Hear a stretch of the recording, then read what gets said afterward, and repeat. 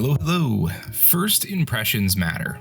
In fact, they matter so much that if I don't hook you in the first 15 seconds of this video, the vast majority of you will never see what comes after this sentence. But for those that do stay, I know I've gotten a real good chance of them becoming a part of the family and hitting the subscribe button. But Ghosts of Tabor launched on March 20th on PC and Quest 2 standalone, and it was met with some harsh criticism. Today, we're going to be taking a look at Ghosts of Tabor on the Quest 2 standalone to see how bad it really is. For context, I worked in quality assurance for a large video game studio for years, and we are going to approach this critically and hopefully with some metrics to educate us on what the current state of the game is. I love Ghosts of Tabor. It has become my main game, and I want to see the long-term success of this game for many, many years to come. Everything that I say in this video is in no way trying to prevent people from purchasing the game, nor am I really also trying to defend the game if I discover that it's really that bad. In fact, after you see this whole video, in the description box is a Oculus referral for 25% off the game. I had to buy the game myself, just as everyone else had to. I didn't get any special treatment for being a Ghosts of Tabor content creator. So let's start with the bad.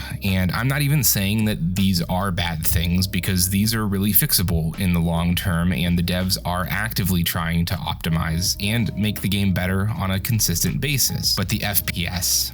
So I did run some debug tools, so we get to see how the game is performing on a metric level and not just speculation. Now, it's worth noting that I was recording natively on the Quest 2 during this gameplay session, and that does in fact impact performance, although it's just by a few frames or so. FPS stayed pretty consistent on Bunker, Silo, and the Island, hovering around 36 frames per second. For reference though, games like Contractors average about 60 to 72 frames per second in the headset. But it's worth noting that games like Contractors have been around for a very long time and have spent a lot of effort and a lot of money to get the game running to that level. Ghosts of Tabor has been in development for 11 months, and they are currently scaling up their production team right now, so we're going to see even more frequent updates. But that really is all of the bad that I can say about Ghosts of Tabor on the Quest 2. I think that the graphics are on par with a game of its scale on the limited hardware that the Quest 2 allows. I don't think that it's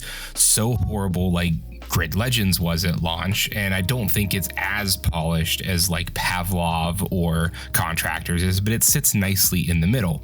So I do want to end off on this video with all of the good and why I think you should still buy it. So the speed at which Tabor is being developed, this guide could be outdated information by tomorrow. The devs are constantly fixing issues with Quest 2, and even this version that I played when recording this video may have not even been a good reflection on what everybody experienced at launch. I do think that 36 to 37 frames per second is good. I will say, without running the debug tools and actually being able to look up and see what my FPS was, I was able to get kills and play just as I do on PC on the Quest 2 standalone. 37 FPS even showed as being green, which generally rules that something is playable, versus red or orange when it's bad. Now, the random moments in a firefight where it does drop to like 17 frames per second are definitely going to get you killed, and they are super frustrating. I've been playing mostly from PCVR since the start, and switching to the standalone version of the game, I can see that the gunplay feels about the same. The grip angle is a little off, but there are settings to adjust that now. I actually found that there was less jank with some of the hand systems of like grabbing my backpack or grabbing magazines or mag pouches. I actually had less issues with that than I do in the PC version of the game. So my final thoughts are really this: the game on Quest 2 is playable, and I'm sure that you could have some enjoyment on this game even in the standalone's current version. I do think that the FPS issues need to be addressed. I think that 37 frames per second is very playable if we set that as the bar, but we need to get rid of those dips to 17 frames. I think that you should pick the game up if you're okay with being frustrated a little bit with an early access beta game, because that FPS dip is going to kill you in a lot of cases. But I'm very optimistic that the game will continue to get performance under control on both the PC and the Quest versions of the game.